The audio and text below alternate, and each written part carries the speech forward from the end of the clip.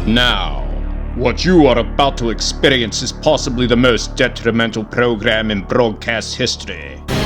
And so, it is with great privilege and sense of duty to humanity that I present the CREECH and FRANTZ Show, with your hosts, CJ CREECH and Joe FRANTZ. Thanks, everybody. Hey. Thank you so much. Yes. Yeah, amazing. It's so good to be here, CREECH. And what do we got today? We have got today the films of Kurt Russell, which is, for a first show, I think probably the best topic to discuss, honestly. Yeah, I mean, who doesn't want to know more about Kurt Russell? No homo, of course, but probably one of the most gorgeous guys walking the face of the earth with one of the most incredible careers at that. And one of the most wonderful heads of hair in show business. I would kill for that man's hair. Yes, I would indeed kill for that hair too. So, ladies and gentlemen, you're going to learn everything you ever wanted to know about Kurt Russell. You're going to learn about his early Disney movies, his later career, his family, how he got started in the show business, and you're also going to learn how him and Goldie Hawn got arrested the first time they had sex. So we're gonna spill all the beans here because we are Hollywood insiders that don't actually live in Hollywood. All right, here we go. CREECH. He was born on March 17th, 1951, the son of Bing Russell. Now, Bing always wanted to be an actor when he was a kid.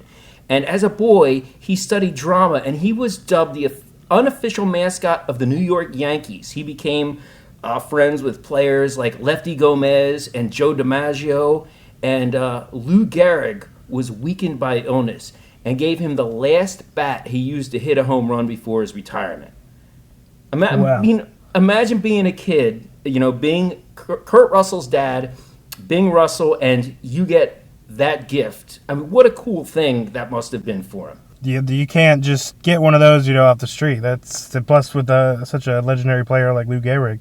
So when Kurt Russell's mom was pregnant with Kurt, Bing decided to move the family to California so he could pursue his career as an actor. Now, he had one skill that would perpetuate his entire career. Do you know what that skill is, CREECH? I don't, but I'm definitely interested in finding out. He could ride a horse, which is that's actually a hard skill to come by. And there was a lot of westerns were really big at the time. So he was working with Ronald Reagan, John Wayne, Loretta Young, Yul Brynner. He was a supporting actor. And actors didn't get paid all that much, and they also didn't get royalties. So he worked and worked and worked every day. He was a deputy sheriff on Bonanza for 13 years. He was on over 800 television shows and got killed 126 times on screen. Oh, wow. You've been in a couple smaller films. Have you ever died in a movie? Not yet, and I can't imagine it doing over 100 times either. That takes some skill there. That's got to be fun. I mean, it's also got to be disappointing because a lot of these were serials, right? So it was like television's Rawhide, Maverick, Gunsmoke, Adam 12, Death Valley Days, The Untouchables. So it's like every single time he went to work, he's like, well, I guess they're not going to use me again. I'm dying. Yeah, he's like, I'm going to get shot again. In 1962, young Kurt Russell, at the age of 10, got his big break, his screen debut in the Elvis Presley movie, It Happened at the World's Fair. He got to kick Elvis Presley in the shin. That's pretty damn cool. That is pretty cool. So Kurt goes on. He got his first series, The Travel of Jamie McFeeters, from 1963 to 64. And he starred along with Charles Bronson, which is pretty badass to have Charles Bronson and Kurt Russell in the same vehicle. And that was Jamie Feeders? The Travels of Jamie McFeeters was based on a Robert Louis Taylor book. I never read it. I haven't either. I almost thought you said fetus in the beginning. I was like, whoa, they're getting crazy with those titles. That would be a better title, I think. McFetus. That sounds like something they'd serve at McDonald's. Let's go to McDonald's and get the McFetus burger. Exactly. Did you hear about the Michael Jackson burger? No, I did. What's on it? It's it's a 40-year-old piece of meat in between two 12-year-old buns. Oh, God. Oh, he was Jungle Boy. At the age of 13, he played Jungle Boy in an episode of Gilligan's Island in 1965. Was this like just a supporting role, or? Yeah, it was just like one time they met like a jungle man, and then like another time like a Colombian dictator came to the island with a gun, and one time Jungle Boy came to the island, and that was Kurt Russell. It's pretty cool. It's definitely seeming like in his early career so far, he's definitely hitting the big juggernaut shows. Yeah, I mean things are getting better for him. So in the meantime, you had a guy named Tommy Kirk, who was in a lot of the Disney movies. Okay, he was in Old Yeller. He was in the Hardy Boys. He was in The Absent-Minded Professor, Adventures of Merlin Jones, and The Shaggy Dog. And something was happening to this kid, Tommy Kirk. He was changing. He was getting older, and he was very extremely gay. And a lot of the Disney folks were very scared because you could tell he was gay on camera, they felt. And he was having a lot of emotional problems, which affected his life. So they needed someone to fill those Tommy Kirk shoes. So in 1966, they signed on Kurt Russell to a 10-year contract. Yeah, that's a long contract. Yeah, you know what that is? I didn't think about it that way. I was too hung up on the whole gay thing. Well, that is one thing. Yeah, I can understand why. I mean, that's got to be hard to be a child actor and be gay, you know? I can imagine. I mean, nowadays probably not so much, but back in the day for sure, when it wasn't accepted at all and nobody talked about it, I can imagine it being even more rough. He was going to like a gay beach, a secret gay beach, and meeting men, and he had a lot of drug problems and stuff like that. So he was having a lot of problems. But anyway, films were going through a lot of big changes at this time, Creech. Okay, so America was selling tons of color televisions, and they wanted to offer brilliant color television shows. They were done with black and white. And Disney offered a way for television to keep Americans home rather than endure the expense and inconvenience of going to the movie theaters, okay? Disney had the best of both worlds, actually. They made small-budgeted Technicolor family shows with a broad appeal, and they had well-developed adult and children and teen characters that the whole family could identify with. They would take these low-budget movies, and they would do limited theatrical runs and then air them in full rotation on the wonderful world of Disney. So Disney wanted to reinvent their Merlin Jones character that was Tommy Kirk. So rather than call him Merlin Jones, they started calling this character Dexter A. Riley. The first movie he was in was called The Computer Wore Tennis Shoes. And it's the first movie ever where a computer melds minds with a human being. So Kurt Russell's this teenager, he's in college, and he has to move this computer. He's screwing around with it. A surge of electricity goes through, and he becomes one with the computer. Our first cinematic cyborg. Cyborgs. Those are always good, especially in the 60s. All the Yeah, sci-fi. yeah. The follow-up to that was Now You See Him, Now You Don't, which was a Kurt Russell invisibility movie. And followed by The Strongest Man in the World, where him and his friends found a strength potion. Made everybody super strong. So these films had Joe Flynn as the dean, which were great, and also Bing Russell as a gangster, muscle-bound sidekick named Angelo, who was the right hand of Cesar Romero's character, A.J. Arno. So you had Kurt Russell's father, Bing Russell, you had Cesar Romero, you had Joe Flynn, you had Jim Backus from Gilligan's Island. These are great films. And that would be interesting for me to check out because I don't think I've ever seen Cesar Romero in anything but the Joker. And you'll actually be surprised how old he was at the time. I think he was in his 60s, and he had gray hair. You know, you think of the Batman Joker from the 60s as like, you know, maybe 35, but he was in his mid-60s at the time. Huh. Well, I remember watching it, and they painted over his mustache because apparently he didn't want to shave it off. So I thought that was always hilarious. Yeah, and you could totally tell. They couldn't really hide it that good. Nope. Couldn't hide it at all. Now, interestingly enough, as early as this is in Kurt Russell's career, there's actually a Quentin Tarantino reference. Kurt Russell said in The Hateful Eight, "I'll be a monkey's uncle." Okay, this was actually a mistake by Quentin Tarantino. You know how Quentin Tarantino loves to put all the little throwbacks? For example, he had Lawrence Tierney say dead as Dillinger in Reservoir Dogs because he played John Dillinger in the movie. So he actually had him say, I'll be a monkey's uncle. But Quentin Tarantino messed up because Kurt Russell was in a monkey movie by Disney named The Barefoot Executive. But it was his predecessor, Tommy Kirk, that was in a Disney monkey movie named The Monkey's Uncle. He messed up on that one. Okay, so now he's getting older. He's finally out of his Disney contract. It's the mid-'70s. Kurt Russell tries out for a major part in a major movie. Do you know what that is, Creech? I'm going to guess Star Wars. He tried out for Han Solo in Star Wars. You know, I could see it. It'd be a little different, I think, from Harrison Ford's portrayal, but you know, I could see it. He definitely had the machismo to do it.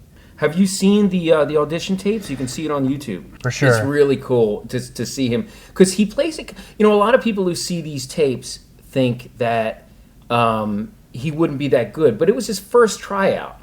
I mean, he went and was just reading a script without knowing any of the context. He didn't know any of the story or the parameters of the script or even really what he was trying out for, other than he knew it was some kind of space epic. So knowing what you know now, if you could change time, would you put Kurt Russell as Han Solo in Star Wars rather than Harrison Ford?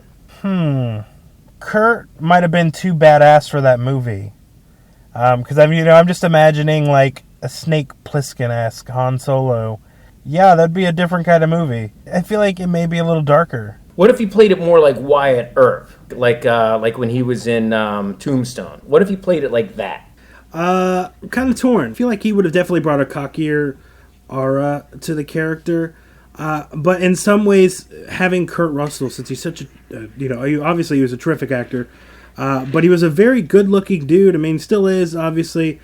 If he were cast as Han Solo, I think that would have gotten rid of most of the drama from the original series because before, you found out Luke and Leia were brother and sister, it was like, okay, is Leia going to go with Han? Is she going to go with Luke? But, like, if you had Kurt Russell there, I don't really think there would be any sort of competition because obviously she would go for Kurt Russell's Han Solo. I mean, you've got Luke, or Mark Hamill and Harrison Ford. They kind of, you could see how maybe a throw up could happen, but there's no competition at all with Kurt Russell. That's true. I think in that way it worked better story wise. That's a pretty good point. I never really thought about that. Yeah, like there goes that entire like will they or won't they story arc for the first movie. I would much rather date Kurt Russell than Harrison Ford in their primes. I mean, come on, look at the guy. Nope, I agree with that hands down, for sure. As well, the reason he didn't get the part was because George Lucas couldn't make up his mind. He was trying different combinations of different characters and working out their chemistry. And Kurt Russell finally sat him down and said, listen, Mr. George Lucas, sir, I'd like this part, but I gotta work. I can't hold out for this not knowing if I'm gonna get it. George Lucas couldn't decide. He said, I just can't give you a definite answer, Kurt Russell. So Kurt said, listen, I'm gonna do this show called The Quest with Tim Matheson. But then he goes on. Kurt Russell goes on in 1979 for his first John Carpenter movie. And this movie was called? Ooh, it's a throw up. I'm gonna go with, was it The Thing? No, it was Elvis. Elvis. Oh, wait. Yep. I'm getting my stuff mixed up. Elvis was his first John Carpenter movie. It was a made-for-television production. He had actually worked with Elvis before, as, he did in the 60s in his first film. It happened at the World's Fair, where he kicked Elvis in the shin. And he had a little bit of time to study Elvis's real character, but something bad happened while they were in pre-production of this film. Elvis died while they were making this movie, and Kurt Russell was freaking out, man, because it's one of those things where it's like if a star dies and then you come out with a product with that star's name in it, everyone always is quick to judge. Oh, the corpse isn't even cold in the grave, and you're already exploiting his dead body, making money off of his death. So it was a real risk, but everyone was already signed on. They were already in production, so they kept shooting. Bing Russell, Kurt's father, played Vernon Presley Elvis's father in the movie. That's pretty badass. Yes, it is. Yeah. Yeah, I can't remember many movies, I mean, off the top of my head, where it's like their father and child actors are actually in the same film together. I think I remember Tomb Raider with Angelina Jolie and Jon Voight. But yeah, that's pretty badass to be playing father and son when they are in actuality father and son. Yep, that was pretty awesome. And actually, Kurt Russell thought that he was going to sing in this. So he was singing his heart out, practicing all the songs. But he didn't know it, but he was tone deaf. He couldn't sing for shit. So remember Alfalfa and the Little Rascals? He couldn't sing, but he thought he could. Yeah. Well, it was like that, and like 3 days before they were supposed to shoot his singing scenes, John Carpenter said, "This guy can't fucking sing. We got to have him lip sync." So they had someone else record the songs, and he came in ready to sing, and then they were like, "No, you're lip syncing. You're not singing," because no one had the heart to tell him that he couldn't sing. So it was on the set of Elvis in 1979 that Kurt Russell met his first wife. Her name was Susan Hubley. He married her, and they had their first kid in 1980. It's weird how you meet people you end up marrying, and sometimes how fast it can happen in life. They say that the people that you marry, you mostly meet them through friends of friends or at work. I met my now ex-wife at work, so I would completely agree with that. So during Elvis, Kurt Russell and John Carpenter get to talking. And Kurt Russell says, "I really like the roles I've been getting. I've been very fortunate, but I'm starting to get older. You know, I'm looking at some of the people who were childhood actors at the same time I was. You know, you had Dwayne Hickman, who played Dobie Gillis. You know, you had like Annette Funicello and a lot of these kind of teen actors that he was coming up with, and all their careers were kind of falling away. Kurt said to John Carpenter, he said, "I got to do something to change my career. I need something that's going to change how people look at me and give me a little bit more range." And so John Carpenter said, "I have a movie for you. It's a script I've been working on called..." I'm going to go with, is it Escape from New York? It's Escape from New York. Yes, got it. What can we say about Escape from New York that's never been said before? I mean, you got the sympathetic character, Snake Plissken. He's a killing machine. It's a very dark tone. It was Kurt Russell's idea to have rock the eye patch, which was a big pain in the ass. At first, they thought it was his great idea to have an eye patch. He was like, "Oh, I'm going to seem very vulnerable. You know, I have this horrible injury that no one can ever see." But they're starting to shoot the action scenes, and he's like, "I can't see a goddamn thing. This sucks. This is the dumbest idea I've ever had." He also started wearing eyeliner in that movie. Well, it was the 80s. Yeah. So at least he could just say, well, you know, that was an 80s thing. Yeah, I mean, he wore a lot of eyeliner in his movies since then, you know. It's just such a great movie, right? You got Lee Van Cleef, you got Ernest Borgnine, you got Donald Pleasance, Isaac Hayes, Harry Dean Stanton, and the beautiful Adriana Barbeau. Oh, my God. Remember her in Swamp Thing? I do. I loved Swamp Thing.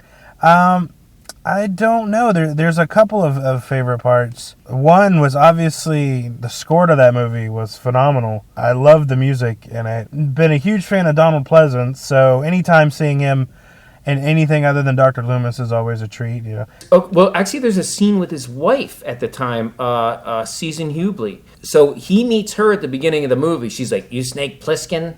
Like everybody in the movie knows who he is. "You Snake Plissken?"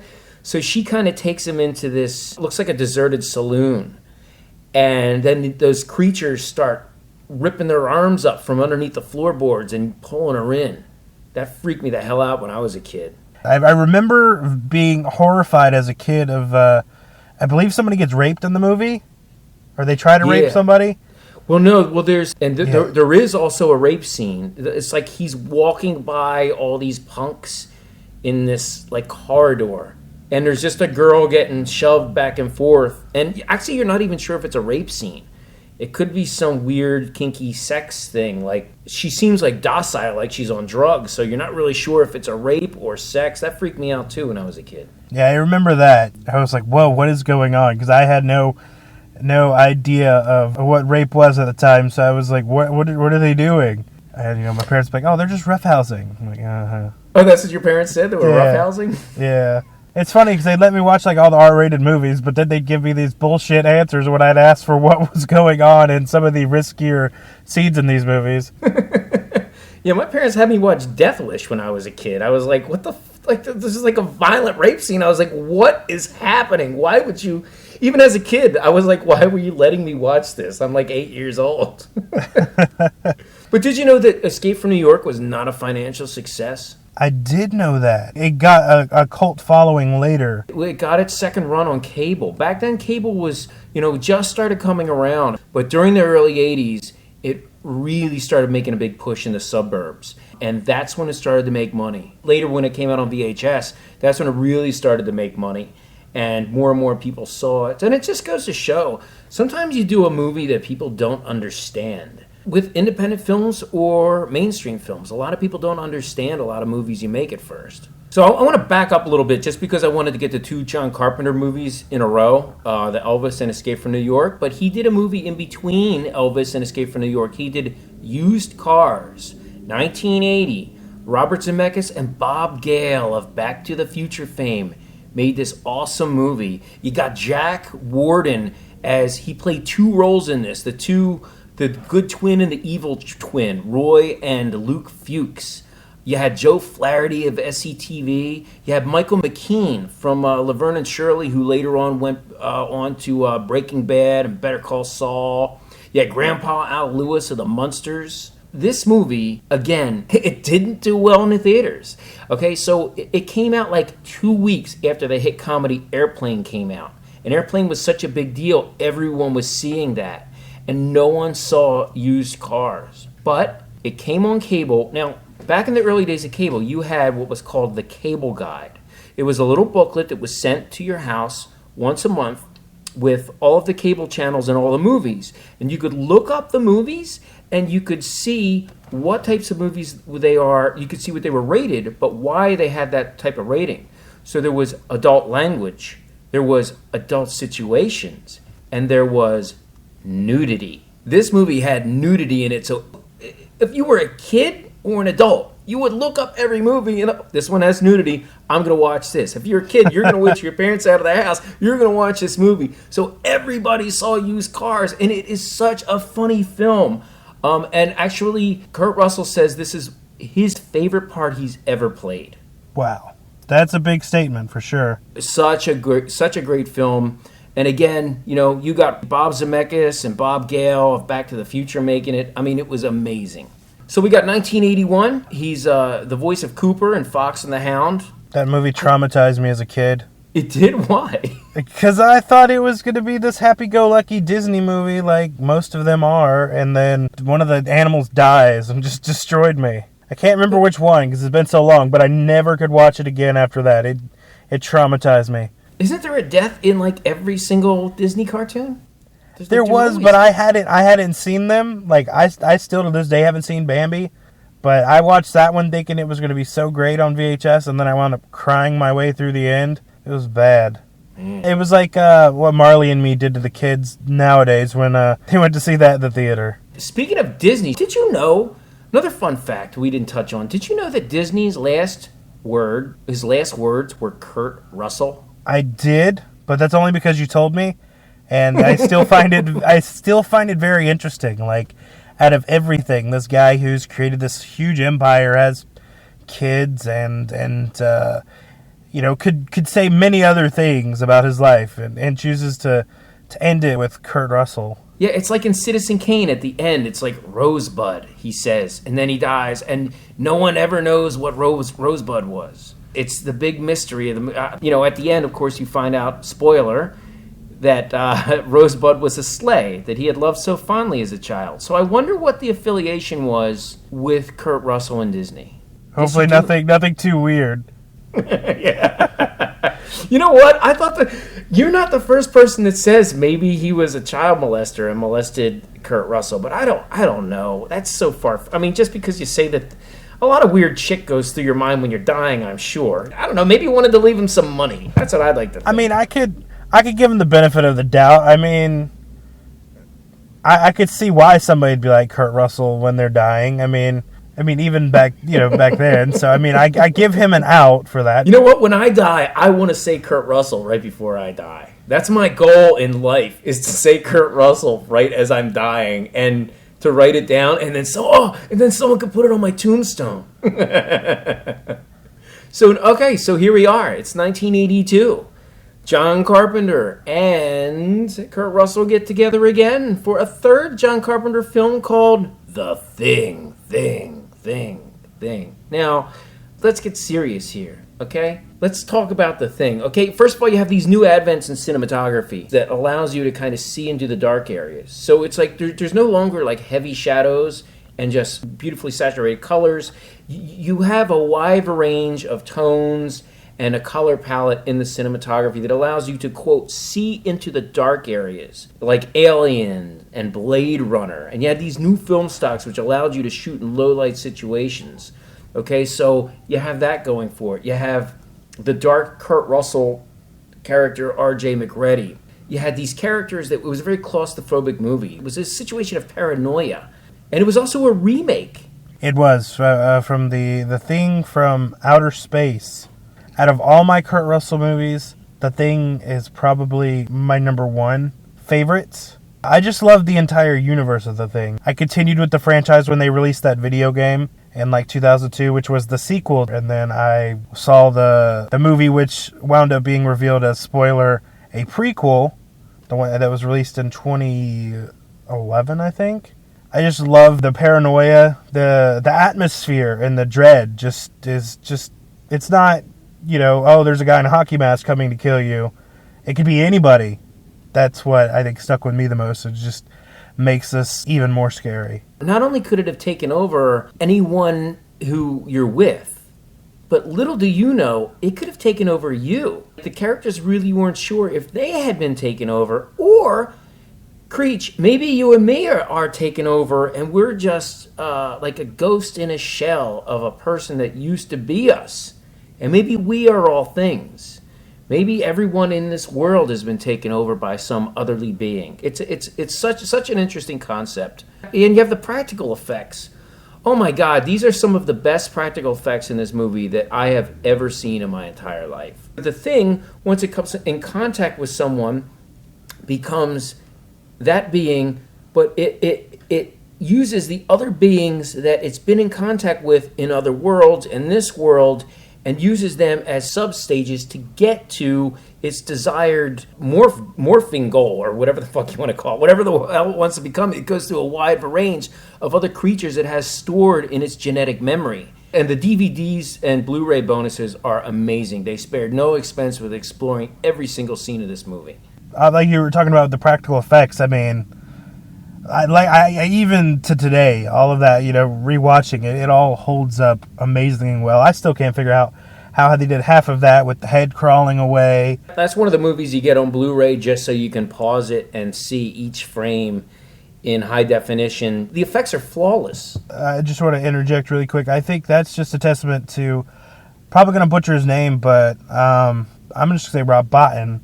Might be Bottin. He was the special effects guy, and he actually wound up concerning himself so much with doing the special effects and everything that he wound up having to go to the hospital. He didn't finish up the last part of the movie, and Stan Winston came in and did the special effects for the last couple things. That's why in the credits there's like a special thanks. He didn't want the credit for doing it for the last thing. That's why he said just put me as a thanks. Because he was like, that's Rob Bottin's stuff, because Rob went to the hospital for like ulcers and everything just from worrying and overthinking and stressing, how to pull off all of those feats that he accomplished in the movie. And again, the movie didn't do well at the theater. Again, another Kurt Russell movie doesn't do well until it comes out on cable TV, because it came out right about the same time as E.T., a competing science fiction movie. So it's almost like he can't win until cable television and video cassette and Laserdisc. Exactly. Yeah, it's he's striking out pretty bad right now, but thankfully he does continue on, and he starts getting some more quicker hits, but also his older filmography becomes more appreciated as well, because those were fantastic films. All right, so that brings us to 1983's Silkwood. And I don't know if you've ever seen this movie, Creech, but it has a powerhouse duo here. We got Meryl Streep, Kurt Russell, but we also have Cher, Craig T. Nelson, Fred Ward. I mean, come on, Remo Williams and Kurt Russell in the same movie? I mean, what more do you want? Does sound like a pretty nice cast. Is this a musical by chance? No, it's not a musical, but the film is actually written after a true event, okay? So the premise is that on November 13th, 1974, Karen Silkwood was an employee of a nuclear facility. She left to meet a reporter from the New York Times with some very important information about a possible nuclear meltdown, and she never got there. Okay, so she was disappeared. So this Meryl Streep character, she works at the nuclear power plant. She finds some flaws in it. She goes to expose it, and she disappears. It's a very tragic film. It was nominated for 5 Oscars, and it had another 7 wins and 8 nominations. It's a pretty good amount of nominations. You said it didn't win any Oscars, though? I don't know. I don't know everything about the goddamn film, but it says another 7 wins and 8 nominations. I don't know what that means. That's still pretty good, and I know in our discussion so far, there hasn't been many Kurt Russell films that got some Academy Award nominations, so he's definitely moving up, for sure. It's a very socially important film because, at the time, it was the 80s. Everyone's scared of, everyone has this Cold War hysteria going on. Everyone's scared of nuclear bombs going off. We had television's The Day After, which broadcasts about the same time, which showed a nuclear holocaust we had with the Russians. We had the 3 Mile Island tragedy happen about the same time, where there was a big spill of radiation throughout the entire Pennsylvania tri-state region. So it was a very timely film. Actually, I hate to date myself, but all of this was right before I was born, and I'm actually glad I was born after this, because that sounds like a frightening time for sure. It was. I used to actually have nightmares that the Russians were bombing my high school. So right around the same time, Kurt Russell is getting a divorce. He was married to Susan Hubley, or Hubley, however you say it. They were married for 4 years. So they met in 1979 on the set of Elvis, and divorced by 1983. It's a very sad thing when you see a Hollywood divorce. Oh, yes. Now, at the same time, okay, you have Goldie Hawn. She is, at this time, going through great strides in her career. She was in, a couple pretty big movies, but she was just in a film called Private Benjamin, which was a huge hit and a great film. So she kind of had carte blanche when it came to what kind of movies she was able to pick for herself after that. So now she was married to Bill Hudson of the Hudson Brothers. And the Hudson Brothers had a show called the Hudson Brothers Razzle Dazzle Show. And it was a sketch comedy music show, which, to give you an idea of the vibe of the show, how silly it was, like the opening title sequence is them all loading into a car, and one of the characters is in a gorilla suit.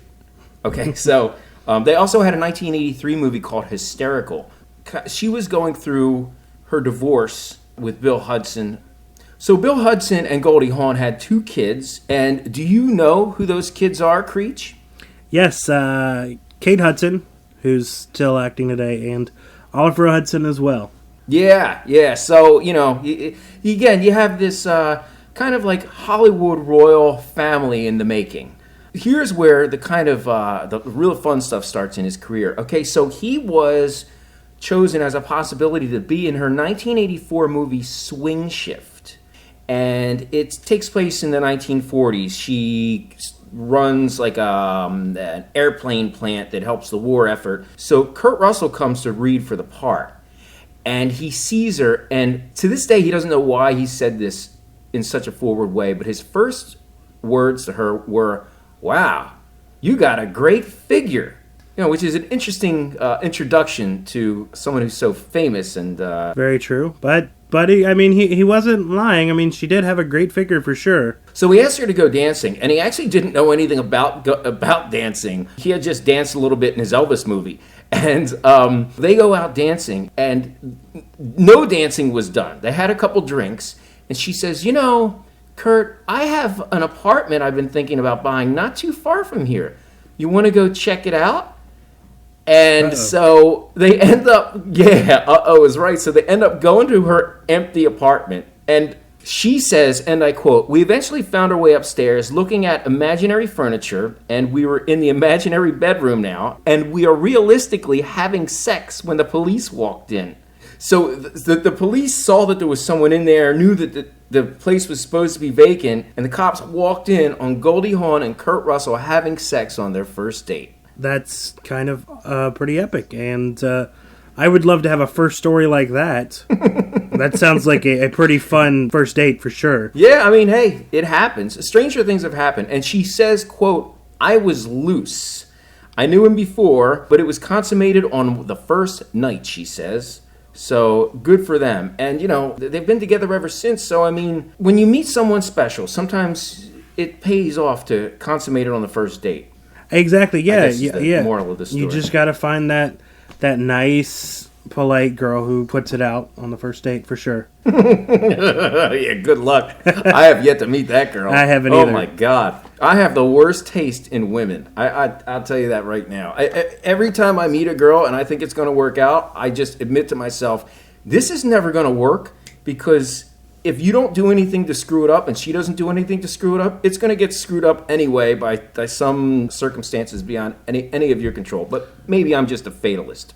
No, shenanigans usually do happen. And so now it's 1985, and he's in a movie called The Mean Season with Mariel Hemingway. I've never seen this film. And then in 1986, he's in The Best of Times with Robin Williams. This film is it's very funny, and it's very touching at times. So basically the premise is Kurt Russell was the quarterback for their high school team. Robin Williams was supposed to catch the ball that would win them the big game against the opposing town. They come from this town of Taft that's never won anything. This town has always had disaster. And the one good thing that's supposed to happen was they were going to win the big game against the neighboring town. And Robin Williams drops the ball and spends the next 12 years hating his life. And he re-rigs history so they can replay the big game against all of the old football players. So everyone comes back, they get into shape, they replay this game. It's something that I should definitely check out, not only because it has Kurt Russell in it, but Robin Williams is another terrific actor. I can't recall seeing a bad Robin Williams movie. A funny little side story, Robin Williams apparently was beginning to unnerve Kurt Russell when he had to stay in character in between scenes, because Robin Williams is always making jokes. He always had to be the center of attention. And he was always, doing his impersonations and doing his voices. And so finally Kurt Russell turns to him and says, "Robin, I think you're a very funny man. I love you and your humor, but I can't stay in the character with you doing this all the time. So if I turn around and walk away in the middle of one of your soliloquies, please don't take it personally." And that's got to be a hard thing to say to somebody who you're working with. Exactly, yeah. Nowadays, if something like that happened, there'd be all sorts of TMZ breaking news posts and drama on the set or whatever, but I could see Robin Williams being kind of that kind of funny guy on and off the filming. I've worked with some people who need to be the center of attention, and sometimes it is very difficult because you're trying to work and you have to juggle feeding them the attention that they need on the set and also getting your own work done. Sometimes it can be extremely distracting, and if you call the person out, sometimes a big fight will happen. I know it's happened to me, so. Yeah. But now it's 1986, and guess what? Kurt Russell reunites with... Goldie Hawn? No. We got Kurt Russell reuniting with John Carpenter for their next film, Big Trouble in Little China. Now, this movie didn't do well at all. And yet another Kurt Russell movie made by John Carpenter that doesn't do well. The film cost $25 million to make, and it made $10 million at the box office. And again, I think the reason is because I have a library of over 3,000 DVDs and Blu-rays. I don't know how to categorize this film. If you're going to sell this, or you're going to see this movie in a theater, you got to go back to 1986. All you have are little blurbs in the newspaper and a couple pictures in some magazines. And I remember when I was a kid looking at a magazine article about this, and I was like, what is this? Is it a martial arts movie? Is it a monster movie? Is it a science fiction movie? Is it an action movie? Is it a superhero movie? But it kind of rides the fine line on all of those genres to make the perfect storm. But people in 1986 were not ready for the marriage of all those genres. It's commonplace nowadays, but yeah, I could see that back then they might be a little bit hesitant, but thankfully it did develop a cult following. And like you were saying, it seems like most of their collaborations, even though they're fantastic films, they just were misunderstood for their times. But thankfully, with VHS and then DVD and all that, we've been able to pass it on to new generations, and it's still building fan bases.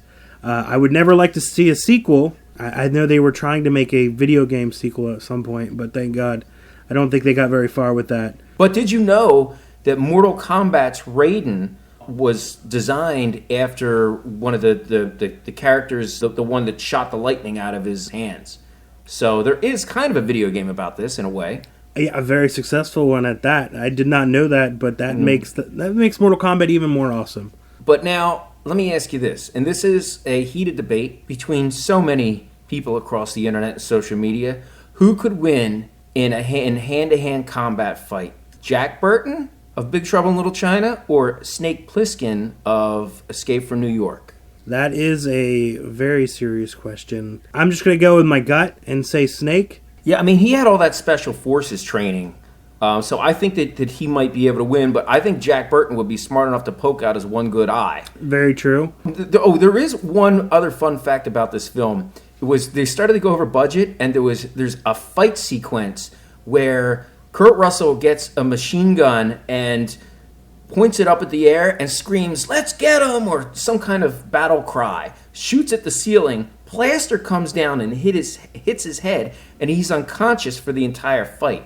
The reason they did that was because fight sequences take days to do, and they couldn't afford to pay Kurt Russell any more money to hang out on the set while they choreographed the fight. So they just said, let's have him unconscious throughout the whole fight. He'll wake up at the end, and we can forgo having to film any scene work and fight choreography with him. That's hilarious. I did not know that. That just makes it even better, you know? Just making do with whatever you're budgeted for. That's awesome. I love hearing stories like that. Oh, by the way, I worked with Dennis Dunn, who played Wang in Big Trouble in Little China. I actually got a chance to work with him on a very, very, very low-budget film that I was a director of photography on that actually never was released. And I got a picture taken with him, and I was so excited to get the film back, because there was no digital back then. I think this was like year 2000. And I was so excited because I got a picture of me and Dennis Dunn, and we're holding up our fists just like Big Trouble in Little China. You go to the photo mat, and you get the envelope, and you're sorting through the photos, dying to get to that one. And we both blinked at the same time. And it's just us both with our eyes closed with these goofy expressions. And I was so disappointed. It was my one big shot to be associated with anyone from the cast of Big Trouble in Little China. Well, you've got one up on me on that. I don't even think I'm a 1 or 6 degrees of separation from anybody on that. Well, technically now I am. Now that I know you, yeah. Now I finally got my connection there. So now we have 1987's Overboard. He reunites with Goldie Hawn on screen. One of my favorite films. Overboard is one of your favorite films? It is. It is. I love this movie. No, it's not. I'm dead serious. Are you serious? I'm serious. My mother had the biggest hots for Kurt Russell, so I saw this movie a lot as a kid. I never got tired of it because it's just the story's not that great, but there's just something about it. I love that movie, and it still holds up to this day. In this movie, he deceives her, right? He's a carpenter, and then she doesn't like the work he does or something, and doesn't pay him. Yeah. And then she hits her head, gets amnesia, and then he convinces her that he's the husband or something. Yeah, and then in the end, they wind up actually getting together. She leaves her real husband. Isn't that sexual assault? Yeah, I assume he's breaking plenty of laws there. I mean, maybe she developed a little bit of Stockholm syndrome.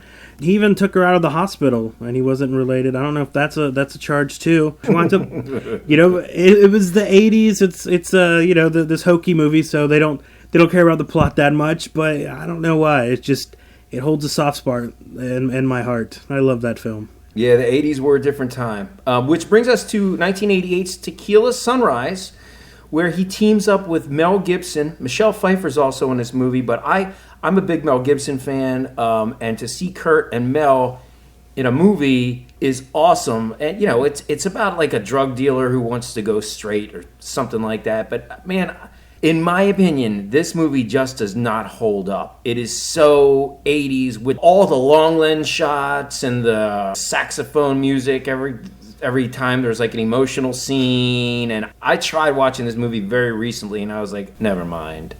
They're not wearing pastel colored suits in this, are they? No, it's not. It's definitely not a Miami Vice type of thing. But it's pretty bad, in my opinion. And then we have another movie called Winter People, which I have never heard of or seen. I haven't either. It sounds like some kind of like rednecky horror movie. It looks really good. It takes place in a small town in 1934. He moves in with his daughter and, you know, meets a girl and they have an illegitimate baby. You know, it's a period piece. But that brings us to Tango and Cash. Now, at the time, of course, Sylvester Stallone he was huge. He was the biggest box office male star with the Rambo and the Rocky and all this stuff. Kurt Russell actually wasn't the first pick to be in this cop buddy movie. But I think this is the greatest cop buddy film of all time. And at the time, you had a bunch of cop buddy movies coming out, right? You had Lethal Weapon. Didn't you have K-9 with the cop buddy dog movie with Chuck Norris? Then you had Heat, I think. Was that the one with Arnold Schwarzenegger and, was it Belushi? Red Heat or something like that? Yeah, that was Red Heat. Yeah, and you had Gregory Hines and Billy Crystal and Running Scared. And you had a slew of really low-budget cop buddy movies. But I just love Tango and Cash. The stunt work is great. The budget was there. It did really well at the box office. So the plot of the movie is Tango and Cash are two really good, hardworking cops who sometimes don't do things quite by the book. They're a little too fast to draw their guns. They've arrested all the bad guys in the whole city, and they get accused for a crime they didn't commit. And so now they end up in prison. And at one point, they're surrounded by all the inmates in the prison, have taken over the prison, and they're chained up in the basement. Like in that one Rambo movie where he has his hands chained up over his head. They're surrounded by all the inmates, and Kurt Russell goes, "Must be the welcoming committee. I don't think it's a surprise party. Let's get out of here. I don't think they're going to let us." I mean, the banter between the two, every line is a punchline. So it's almost like Sylvester Stallone in everything Sylvester Stallone ever done versus Big Trouble in Little China's Jack Burton in a cop buddy movie. And the deliveries are so funny. The intonations, all it is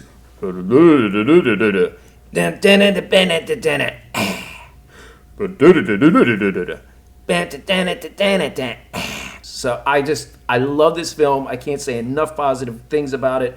It's one of the best films in history, I think. Well, I have to say, I've seen this once when I was a kid, and I don't remember barely anything about it, so I can't really offer my insights on it. But I will say, of the late 80s, Gone Overboard was probably my Tango and Cash. Fair enough. Oh, one more Tango and Cash fun fact. Kurt Russell's father, Bing Russell, remember him from the beginning of the show? Well, he has a cameo as a van driver. So when you wouldn't watch Tango and Cash, keep your eye out for his father, Bing Russell. Okay. Yeah, I'm definitely going to have to do that. And which leads us to Ron Howard's Backdraft. So you got De Niro, you got Kurt Russell, you got Donald Sutherland, Jennifer Jason Leigh. I mean, bang up cast. They actually had a theme ride at Universal Studios based on this big picture. Yes. And I don't remember liking this movie. I loved this movie. Once again, my mother was obsessed, so generally most of the movies I had to watch plenty of times. And this movie is just sad. Just so sad. You know, I mean, I was young, and I just remember being so distraught over the people dying in the movie. I was like, oh, this is so rough. It made me...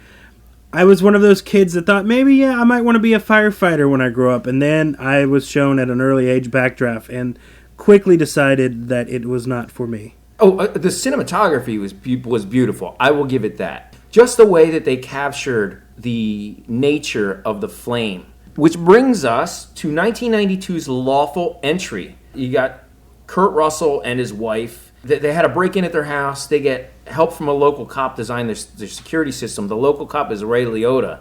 Little do they know, Ray Liotta is a fucking psycho. And he basically stalks them. It's a very scary film because everyone's scared of a crooked cop, right? Because they have all the power over you. Exactly. So, you really see a very human and vulnerable side of Kurt Russell in this one. And I don't know why all these film characters always trust Ray Liotta. He just always looks like the least trustworthy guy in any film. Yeah, I know. Would you trust that guy? If he moved in next door, I'd be like, oh, man, the next 20 years are going to suck. I'd be like, this guy's nothing but trouble. Yeah, I would not go to his house to borrow a cup of sugar, that's for sure. All right, now we have one of the most strangest films on the Kurt Russell palette, Captain Ron. This is such a strange film. So he goes back to Disney. Disney's like, hey, we want to make another movie. We're going to put you in with Martin Short. Martin Short is a guy who inherits this yacht that was owned by Clark Gable. I didn't even know why Clark Gable is involved in this or why that's important. Yeah. But it's like such a fucking weird movie, especially because it's a Disney movie. In fact, there's guns, there's drugs, there's a third world government, there's pirates. They end up contacting these gun runners. And it's like Captain Ron was like having sex. I actually have to rewatch this one. I saw that as a kid. I remember I liked it as a kid. But then again, I liked the Power Ranger movie as a kid. And when I saw that recently, that was just a giant turd. Okay, so next on the agenda, we have yet another movie that did not do well in the theaters that is now considered a classic. Tombstone. We got Kurt Russell as Wyatt Earp, Val Kilmer as Doc Holliday, Sam Elliott as Virgil Earp, Bill Paxton as Morgan Earth, Powers Booth. I mean, all these legendary actors all in one film. It's a very high-budget film, beautiful cinematography, great acting. It culminates in, I think it was like a 45-second gunfight that happened at the OK Corral. Truth be told, out of all of these genres, probably my least favorite, even since I was a kid, was Western, because I had to watch a lot of Bonanza growing up, and Gunsmoke, and I didn't really like it, so I think that kind of soured me on that. But I've heard from a lot of friends that have seen that Tombstone was really, really good. Yeah, I actually did a National Geographic archaeological show at Tombstone, Arizona. They let us in the OK Corral. We actually reconstructed the battle based on some shells and some bullets that we found in there. It sounds pretty wicked. Yeah, and I have a couple of horseshoes that we found on the ground too. So I'm not saying they're actually Wyatt Earp's horseshoes or his horse's horseshoes. I'm just saying. Okay, so now I have a surprise movie he was in that he's uncredited for. Robert Zemeckis' Forrest Gump. Well, that's a big movie I've seen many times. I'm trying to... Who did he play in that movie? He was an uncredited voice of Elvis Presley, which again, we got our Elvis Kurt Russell connection. Yeah. I don't know why they wouldn't credit him in there. I think maybe if they credit him, they would have to give him royalties. There's probably some weird SAG, Screen Actors Guild rule. If they use his name to promote the film, they probably have to pay him more money. So I think they thought it wouldn't be worth it, but it would be nice to give an homage to Kurt Russell.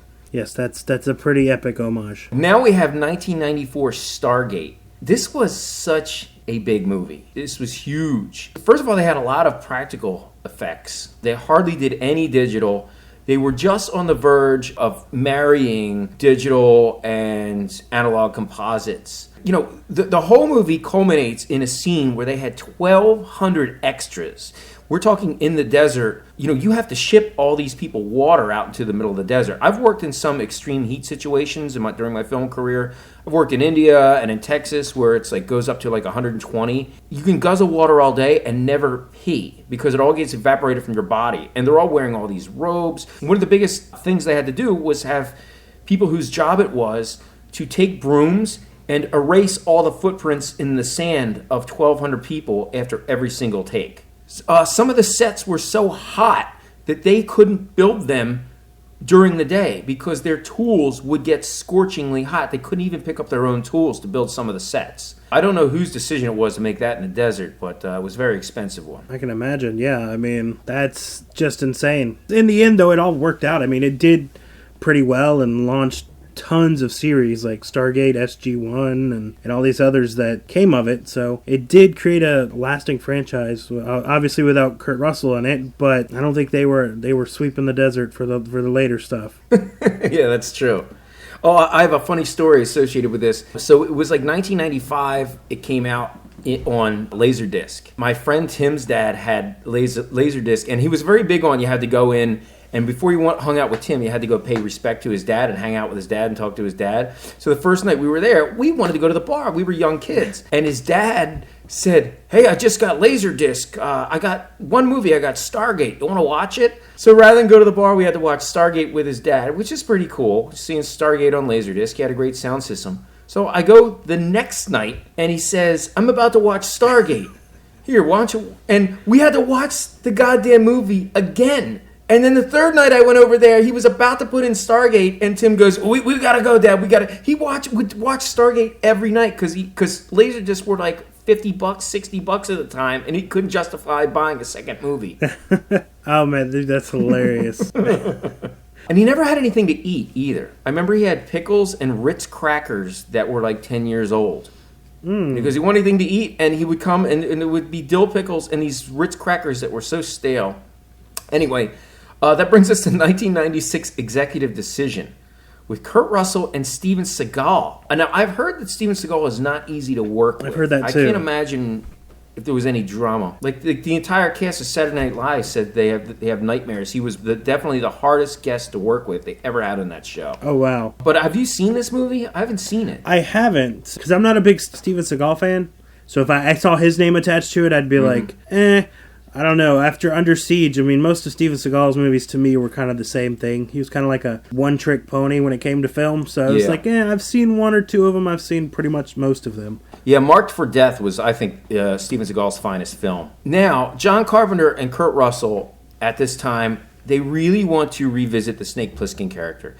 It's been like 17 years since Escape from New York. So they got together, they pooled their money. Kurt Russell actually helped produce this film. And they wanted to remake Escape from New York. So this is not only really a sequel, they've also remade it. So it takes place in LA, and it's like the city of Pompeii in ancient Greece. There was a whole city of people who knew there was an earthquake, but they all convinced themselves it would never happen.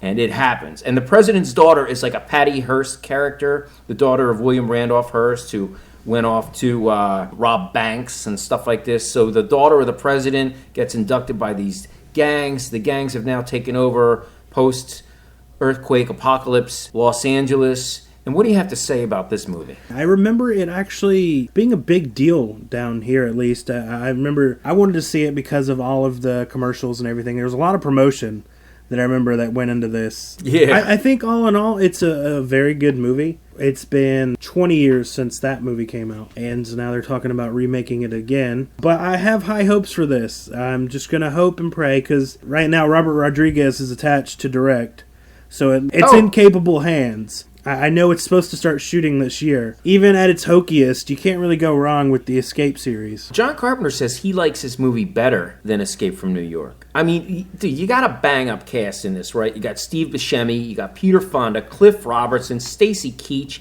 Pam Grier as a transsexual. That was very strange. I don't really understand why you needed Pam Grier as a transsexual when you already have Pam Grier. But you also have Bruce Campbell in this movie.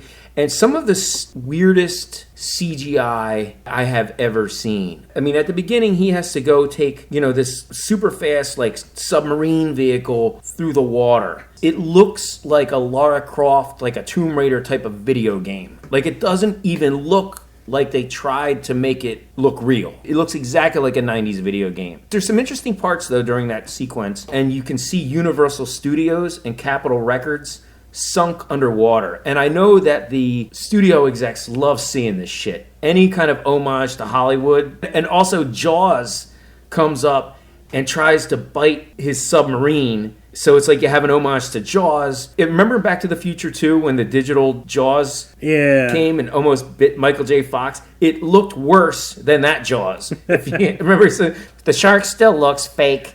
It definitely that was such a weird film. But John Carpenter says he liked this film better than Escape from New York. So take that to the bank. Which brings us to 1997 Breakdown. This is a really cool movie. It's very strange. Kurt Russell and his wife, they're leaving their house. They don't really have a lot of money. They have this car that they've kind of sunk everything into, this nice ass car. And I think like he's lost his job and she's looking for a new job, and they get involved in a very corrupt town that preys upon people who are passing through and taking everything they can, extorting them for all their money, kidnapping them, raping them. It's like an endless cycle of frustration when you watch this, because every time he tries to call the authorities or do something to get out of all this trouble that they're in, being abducted, it gets worse and worse. I don't think I've seen that one. The name sounds familiar, though. Some of his movies have like just these titles that just seem so familiar, but yet not 100% sure if I've seen it. Brings us to 1998 Soldier. Speaking of generic titles, we have Soldier of 1998. This is a very sad film to me. It's a science fiction film. Kurt Russell plays an old genetically modified person who was engineered towards being a soldier, kind of like that book Brave New World by Aldous Huxley, where people are genetically engineered to fulfill certain social roles. So he's been trained ever since he was a baby to be the perfect soldier. And now comes the next generation of genetically modified human beings who are now fulfilling this role. There's a very human side to this person with no emotions. I mean, these super soldiers are the kind of person who, if you cut off their hand, they'll quick put a tourniquet over it and keep fighting you. You know what I mean? They're trained not to feel pain, any emotion.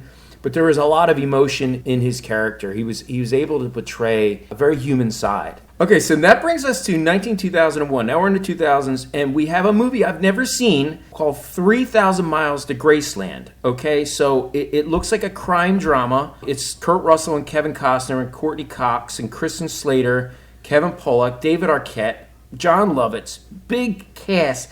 And I never saw this film because I got this confused with Honeymoon in Vegas with Nick Cage. So for years when I would see this movie, I would just quick look at the title and think it was the Nick Cage movie and think it was some stupid movie that I never would have liked, some moronic comedy. And I have not seen this wonderful Kurt Russell film for all this time. So you got to tell me about it, Creech. I can definitely tell you about that because I actually saw that movie in theaters. But as a little side note to the movie title mix-up, I had a female friend who was trying to rent, back when Blockbuster was still around, 28 Days with Sandra Bullock. And she accidentally rented 28 Days Later, not knowing that it was not the same movie. And so she like gets through half of the movie, still trying to figure out when the hell Sandra Bullock is coming. And I'm like, she's not. It's totally not the same movie. And she's like, oh, good God, I didn't think she would do anything this scary. I got one better than that for you. I was at a Blockbuster, and the woman comes in, and she goes, oh, I just wanted to see if my movie's in. So she gives her name. Now, she's buying this movie. She's not renting it. And he goes, here it is, ma'am. Robin Hood, Men in Tights. And she goes, oh, I just love Kevin Costner. I've been waiting to see this forever.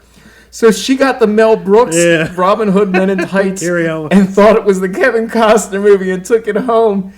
And you've seen that movie, like you can actually get through the title sequence and think you're actually seeing the Kevin Costner movie because it has the arrow shooting through with the flames and everything. So, and did I say anything? No, because knowing that she went home and started watching this movie and realized it was a comedy was priceless. Exactly. So, I would love to see her reaction in the where men in tights. I would love to. Oh man, that's hilarious. All right, so tell me about 3,000 Miles to Graceland. What'd you think? I loved it. I mean, it gets a lot of flack. There's so many bad reviews of this movie. I'm just like, I don't know. It has action. It has drama. It has Elvis, once again, the Elvis connection. I mean, he dresses up as Elvis. They all do. It's got this, rockin' 2000s, I guess you could say, metal soundtrack. It's a fantastic movie, and I enjoyed it. It's kept me on the edge of my seat. These guys are trying to get one over, and without spoiling, Kevin Costner is like the bad guy, and it's, basically it comes down to Kevin Costner versus Kurt Russell, and there's just a lot of badassedness that happens at the end. I don't know. I remember going to see it with no expectations. I was like, yay, I'm going to go see a rated R movie with my sister. That's about as excited as I was for it. But it was awesome. And there wasn't even any boobs in it. So as a teen, I was like, hell yeah, this is still awesome regardless. Now, is he killing a lot of? Are there a lot of deaths in this movie? Because I see him with guns on the poster. There is deaths. Oh man, I gotta see this. I'm an idiot. I hate myself. But you know what? For not seeing this movie, I'm actually happy because now I get to enjoy Kurt Russell more rather than before. That doesn't make any sense, but I'll take it. Exactly, and you get to see another iconic portrayal of Elvis. Because he does it in this, he's decked out in the full gear in the end. But yeah, it'll keep you on the edge of your seat. There's a twist at the end that's fantastic. The only thing that I say that hasn't held up with that movie is in the beginning it starts and there's this fast-paced rock music and the opening titles, and it's this horrible CG scorpion fight. And it looks really, really bad. Is it worse than the Indiana Jones and the Crystal Skull Gophers? Oh, I couldn't tell you. I've seen that movie once, and I completely moved it out of my mind because that movie's not Indiana Jones to me. I'm sorry. It lost me at the refrigerator scene, and it didn't get me back. It's definitely worse than Shia LaBeouf swinging with the monkeys in Indiana Jones. I do remember that scene. I think Shia looked more realistic swinging with those monkeys on the trees than those scorpions did, looking like they were, actually fighting. Vanilla Sky. Okay, we got Tom Cruise, Kurt Russell, Cameron Diaz, Penelope Cruz, Jason Lee, directed by Cameron Crowe. I got to admit, I own this movie. I've seen this movie, and I don't remember a goddamn thing. I have to second that. I saw it on Encore or something like that when I was like 14, and I was like, it's not bad, but I don't remember like anything else that happened in it. It's like one of those other universes, like simultaneous universes happening at once or something like that. And is this world a dream or is this the real reality type of movie, like a Matrix type of thing, right? Yeah, God save us from those type of movies. Now we have a movie called Interstate 60, Episodes of the Road. I have no idea what the hell this is. I've never heard of this. But we got Michael J. Fox in it. Sounds like a show that comes on History Channel. Yeah, I know. It does. It sounds like one of those. It sounds like a shitty reality show. Ice Road Truckers. Yeah. Oh, okay. So now we have what I feel is, I won't want to say my favorite Kurt Russell movie, but I feel his second best role other than Used Cars is Dark Blue. This movie, although it's a 2002 film, it takes place during the Rodney King riots. And it's about an old school cop who will kind of do anything he can to get a conviction, planting guns on people, illegal shootings, an old school, what they used to call a good cop. A cop who would never rat out another cop. A cop who was willing to lie and cheat and steal. If he had a feeling the guy was a bad guy, he would frame him just to get the conviction. That kind of cop. This is just such an engrossing film, and it really pulls you into the time period and the mood. I love this film. I can't watch it enough. Because I love like recreations of stuff like that. Like I know they recreated the LA riots also for Straight Outta Compton. They're two different movies, but same subject. I enjoyed like seeing all of that stuff. Very dark crime drama. Very dark. They did this one right by calling it Dark Blue. Miracle, 2004. This movie had 2 wins and 4 award nominations. Kurt Russell as Herb Brooks, who was this hockey coach who put everything on the line to win the 1980 U.S. Olympic hockey team when we were against the Russians back then. I actually remember those times. I remember it was always a fierce struggle against the Russians in the Olympics. But I got to say, I am not a hockey fan, and I have not seen this film. I am on the same exact boat.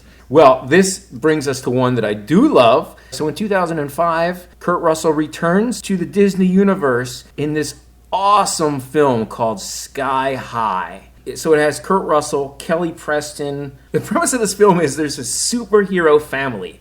There are superhero families all over LA. No one knows they're superheroes because they all lead double identities. But at home, they're all superheroes. So they all walk around in their capes and stuff like that. And During the day, when the parents go off to their normal jobs and then go to change their identities to fight crime, the kids go to a superhero high school. And this is such a fun movie. I love this film. I laugh every time I watch it. There's great effects. There's great stunt works. Disney did a great job with this movie. You don't hear too much about this film, but I recommend it strongly. I don't believe I've seen it all. However, a couple years back, in one of my many trips to the CC's buffet back then, they used to play it a lot, so I would catch bits and pieces of that in between stuffing my face full of pizza, which I've regretted. It did look good, so I'll definitely have to check that one out too. It's nice to know that there's so much more Kurt Russell out there that I have yet to bear witness to. Well, now you have one that I'll never bear witness to. It's 2005's Dreamer, inspired by a true story. Yes, that's the name of the film. It's one of those horse movies, you know, the horse racing, and horses, although they're magnificent creatures, horse racing is the most boring thing in the world to watch live or in a movie. I don't know. They say this is one of the 10 best horse movies. I don't know what that means, nor do I care. But it had 1 win and 5 nominations. That means anything. That's a double negative. Best horse movies? There's no such thing. And I do have a story with that as well. While it was in theaters, I turned 17, and so I was like, you know what? I'm going to go see Jarhead. So I really wanted to see that movie. I wasn't driving yet, so my sister took me and for my birthday and paid for the ticket, and her boyfriend came along. But while we saw Jarhead, he decided that he wanted to go see Dreamer. And I'm like, are you kidding me? Are you really kidding me right now? And we go and see Jarhead, and Dreamer's a little bit longer, so we have to wait for him to get out. And I just remember him looking at me afterwards. He's like, I should have just saw Jarhead. And I'm like, yeah, you should have. Wait a minute, this is your sister's boyfriend, and you're tagging along with them on a date, and he goes to a different movie? Yeah, my sister was taking me out for my birthday, but he was coming with too, because he wanted to go see a movie. But at the last second, he was like, I don't really want to see Jarhead. And so he somehow settles on, out of the 8 movies that they have there, on freaking Dreamer. Wait, but that's not the main point of the story. The main point of the story to me is that your sister's boyfriend ditched her to go watch another movie when he could have spent time with her? Yes. Needless to say, they're not together anymore. but yes. And he wanted to watch the the PG rated Dreamer. How insensitive can you be? Dude, but I would never... I mean, look, I've had my head up my ass on many a date. Don't get me wrong. I've said the wrong things. I've done the wrong things. I've fucked a lot of things up in my relationships. But I would never just leave my girlfriend with her little brother and go to a different movie. So basically, you went on a date with your sister. Yes, well, she treated... Yes, kind of, but it was my birthday. She was treating me. But yes, in some weird way. Well, we are in the South, so technically I guess it's not as frowned upon. Oh, man. But I did want to touch upon 2006 Poseidon. I really don't like big-budget Hollywood remakes of classic films, like the Poseidon Adventure, which I love. But I actually didn't know that Kurt Russell was in this film, so I haven't seen it. Can you tell me a little about it? Yes, I definitely agree with you on that. In most cases with remakes, especially, remaking something that doesn't need to be remade.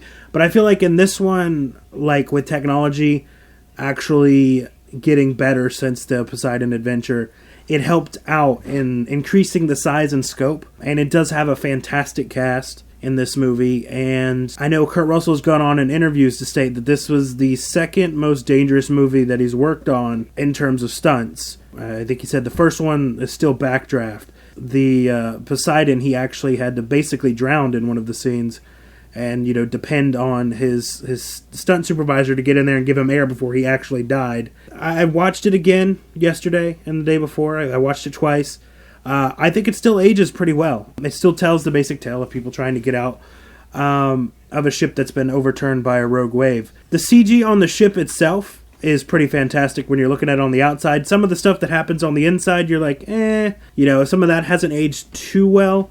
There's terrific acting. Kurt Russell's one of the main characters. He's actually the father of Emmy Rossum, who a lot of people know as Fiona in Shameless, but she's been in Day After Tomorrow and all this, those other movies as well. But he's a former mayor and firefighter. He's retired, and he's taking his daughter and her boyfriend on this cruise when just everything just goes to shit, obviously, once this wave hits, and he's one of the group that decides that they don't want to just sit there and wait for help, that they need to get off the ship now. And it's a fantastic film. It's a PG-13 film, but it is very violent. You see impalings and all sorts of stuff I didn't normally expect to see in a PG-13 movie, but it's fantastic. And one of those that, once again, that was only a year before Death Proof, and it was just one of those I watched and I was like, holy shit, he's still got it.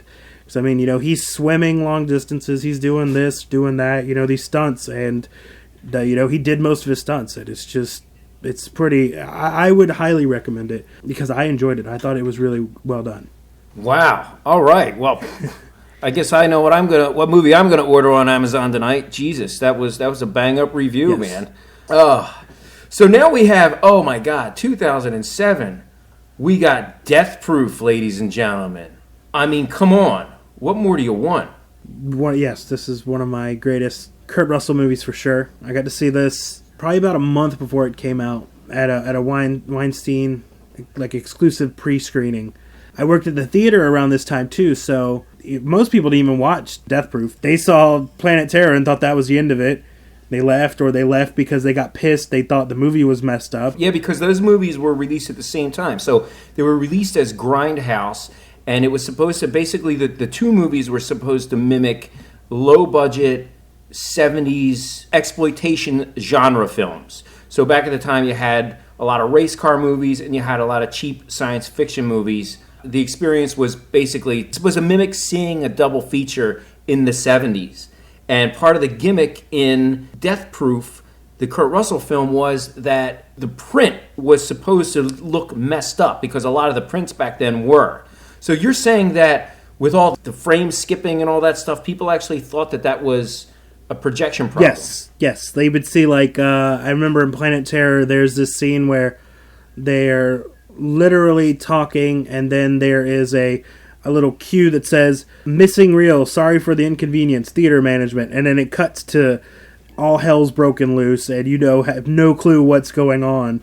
And they thought it was legitimately our fault, and that we had just messed this print up so bad and everything. And it was kind of hilarious just to see the people's reaction to it, which is why it didn't do too well, I think, at least here in the States, is because they just didn't get what they were trying to do. I know in some of the other countries around the world, when it was released theatrically, they wound up releasing them individually because some of the other countries didn't have that Grindhouse tradition, and they released extended versions of those movies instead. Which I'm usually one that's definitely against double dipping when it comes to DVDs and Blu-rays and everything, but Grindhouse, I've got the Blu-ray that has the theatrical edition, which is just the Planet Terror, then the fake trailers, then Death Proof, and then the two individual DVD releases, which are the extended versions of both of the movies. And it's just an amazing, amazing experience. I think Grindhouse is probably top 5 of my favorite film-going experiences seeing that movie. I have this giant 10-foot banner that has both Death Proof and Planet Terror on it, and on one side's Rose McGowan, and on the other's Kurt Russell lighting up a cigarette, and it's probably the most badass thing I own. Yeah, I mean, you had all of your signature Quentin Tarantino dialogues-driven scenes, brilliant action sequence. That's a one-of-a-kind film for me, and I've seen that film over 100 times. I will never get tired of it. Kurt Russell just killed it as stuntman, Mike. I mean, he pulled it off, and I just was completely blown away by this film. Something interesting happened, though, during the making of that film. A lot of people think that this was Quentin Tarantino's and Kurt Russell's biggest mistake. They attribute the fact that he wasn't in a movie for a couple years because of the stigma that went along with the character he played in this film. And that is not what happened at all. When he was making that film, there was a scene that he had to wait for them to block traffic during one of the stunt scenes. And so he was there in his car, and he was looking out into a grape vineyards. So he's looking out at this vineyard, and he has a dream of something that he's been wanting to do for a long time, and that was to make his own wines, to have a wine company. And so after the movie, he made a couple calls to some friends of his who were investors and stuff like that, and they decided to make this company called Gogi Wines. It's just delicious. They were committed into making quality wines. They didn't just want to make a shitty wine and slap his name on the label. And they were describing to him the different vineyards they had, and the vineyard that he was looking out in during that scene in Death Proof was theirs. They actually own that vineyard. I don't know if I believe in fate or kismet or karma or dreams come true, but there's something very special about that story. Oh, yeah. Okay, so that brings us to 2007's Cutlass. He plays Kate Hudson's father in this movie. And, she always says that Bill Hudson was not a father, although it's a real father. She always says he was not a father. She considers Kurt Russell her real father. And so it's interesting to see them both in the same movie. Then we go to 2011's Touchback. I don't know, this is a football movie. I don't know anything about this movie. Basically, a man looks back 15 years into the injury that ended his career as a promising high school football player, which is a lot like his movie The Best of Times. So he plays the coach. Now we're at 2013. We have a movie called The Art of the Steal. He plays Crunch Calhoun, a semi-reformed art thief, and he agrees to get his gang back together for one last heist. And I admit I haven't seen this film. It seems like a lot of fun. I have not seen it either, but it definitely, in that description, it sounds like it definitely has promise. So, 2014, there was a great film which debuted in the Sundance Film Festival called The Battered Bastards of Baseball.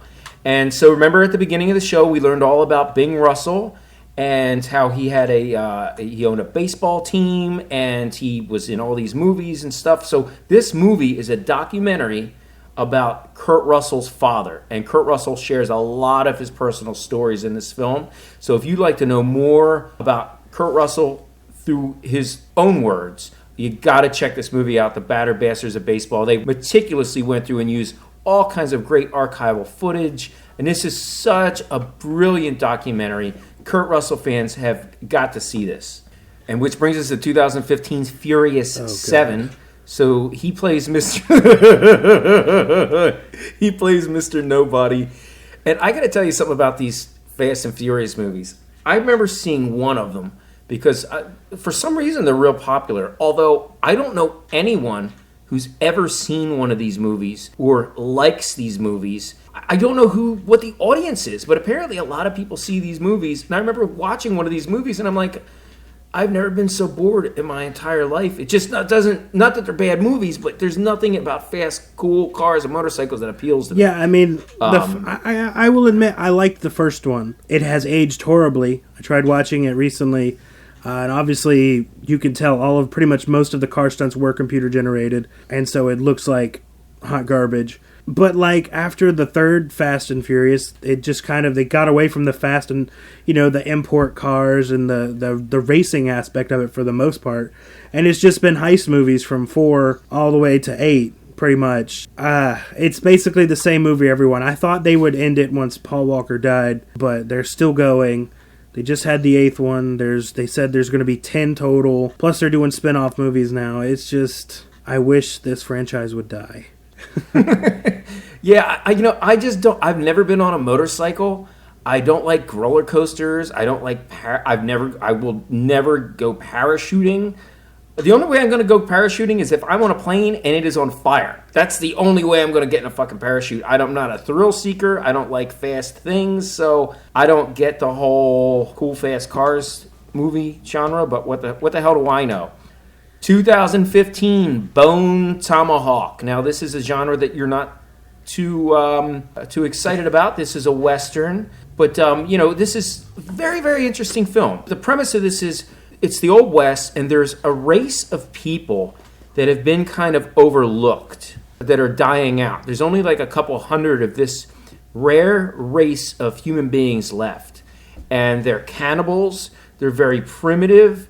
And they're starting to encroach on the towns, and they're killing people. I've never seen a movie like this. I really enjoyed watching this movie. Yes, so I have not seen it, but any movie where a lot of people are getting massacred is usually a plus in my book. So I may have to check it out for that fact alone.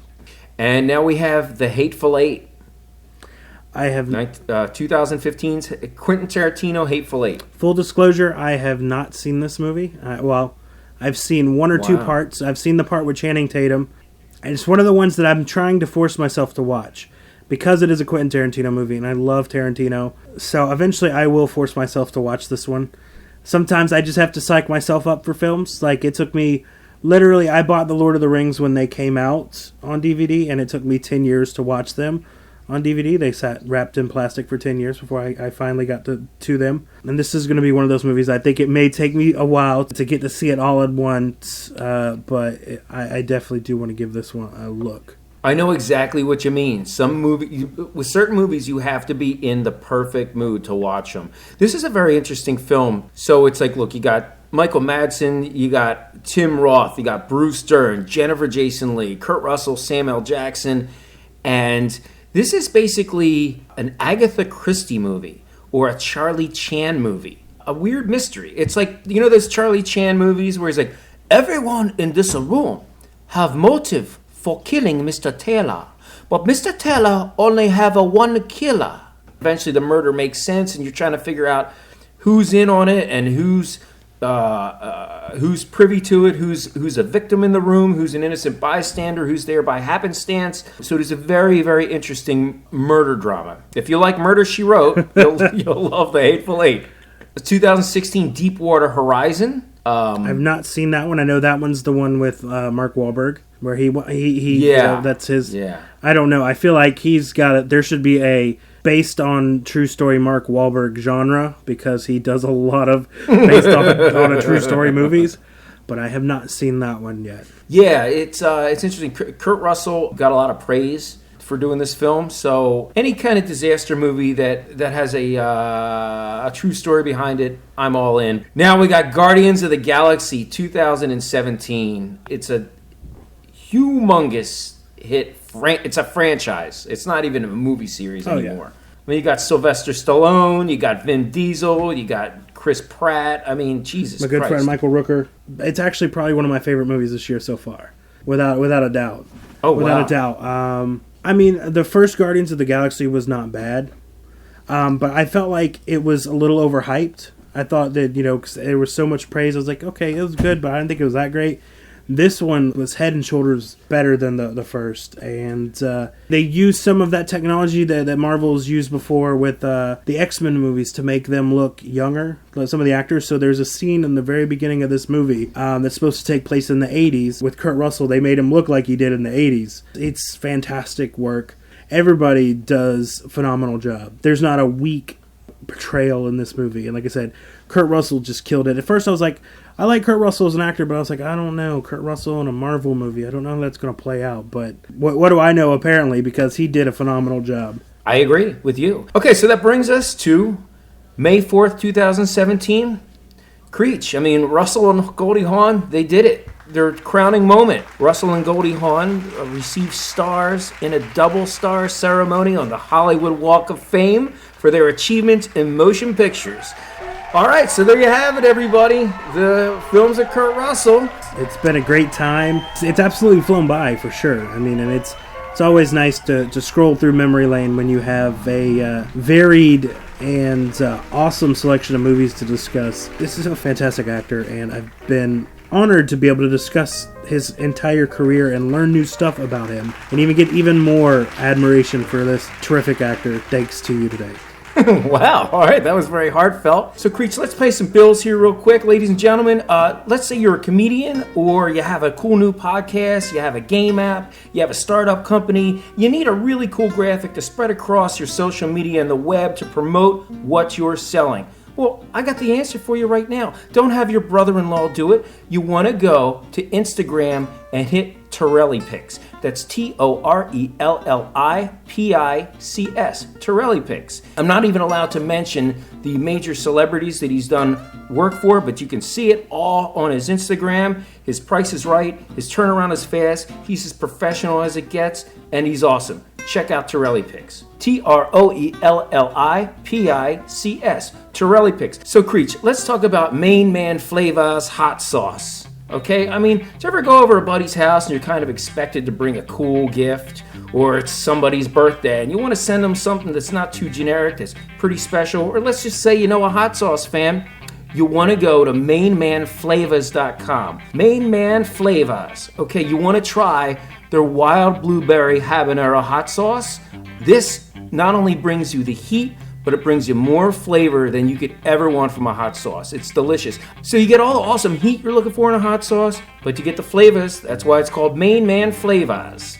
MAINEMANFLAVAHS.com. Main Man Flavors. Started by two great American entrepreneurs that want to deliver a great product. Main Man Flavors. What more do you want, Creech? Right? Yes. Let's keep it spicy. Let's keep it spicy. All right, guys. Thank you so much for tuning in. And we haven't picked the topic for our next show, but you're going to want to check it out. And if you got a moment, don't forget to subscribe to us on Twitter. I'm at Joe Franz Rules. That's JOEFRANTZ Rules. And Creech. And I am on Twitter as well at CJCNOV88 and on Instagram at Creech Creative. Thanks, everybody. We love you.